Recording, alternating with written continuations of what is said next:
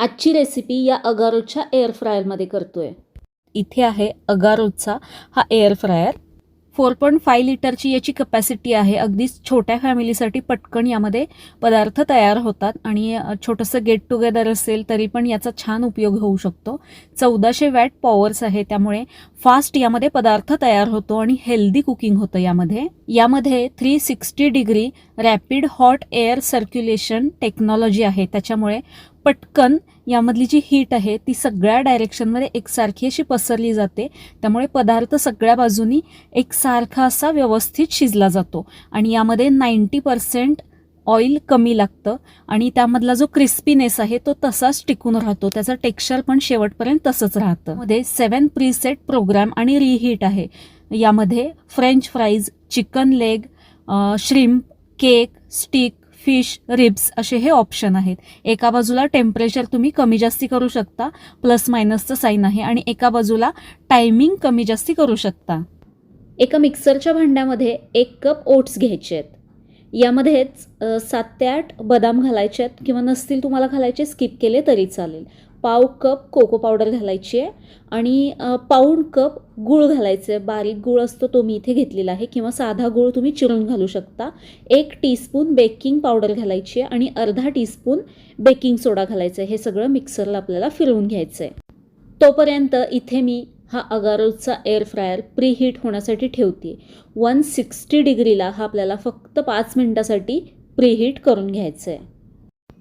हे मी इथे मिक्सरला फिरवून घेतलं आहे, ते एका बाउलमध्ये काढून घ्यायचं। आता यामध्येच आपल्याला 1 कप दही घालायचं आहे आणि अगदी चिमटभर मीठ घालायचं आहे। मेल्टेड बटर यामध्ये घालते मी, याऐवजी तुम्ही इथे तूप वापरलं तरी चालेल, पण ते थोडंसं पातळ करून मग घाला। बटर मी इथे अर्धा कपला थोडंसं कमी घेतलं, यापेक्षा अजून 1-2 चमचे तुम्ही कमी घातलं तरी चालेल। आता हे अगदी हलक्या हातांनी आपल्याला मिक्स करून घ्यायचं आहे, यामध्ये गुठळ्या राहता कामा नये।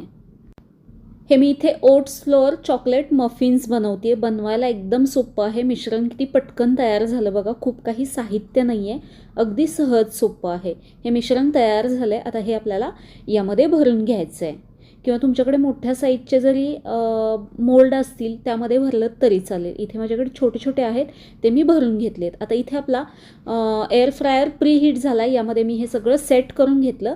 आता हे लावून घ्यायचं आहे 160 डिग्रीला। सुरुवातीला मी इथे फक्त 8 मिनिटासाठी हे लावून घेते।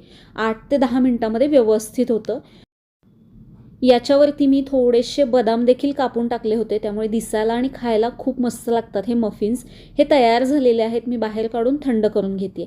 अशा पद्धतीच्या कपमध्ये देखील मी राहिलेलं मिश्रण ओतून घेतलं आहे आणि याच्यावरती देखील बदामचे काप घातलेले आहेत। हे पण मी 8 मिनिटासाठी सेट करून घेते। 8 मिनिटामध्ये अगदी व्यवस्थित सुंदर मस्त असे हे मफिन्स तयार होतात। सगळ्यांच्याकडे मोल्ड अवेलेबल नसतात, म्हणून मी अशा पद्धतीच्या कपमध्ये मी हे तुम्हाला बनवून दाखवते। 8 मिनिटे झाली आहेत, अगदी मस्त असे हे मफिन्स तयार झालेत। पूर्ण गार करून घ्यायचे म्हणजे खाण्यासाठी तयार आहेत।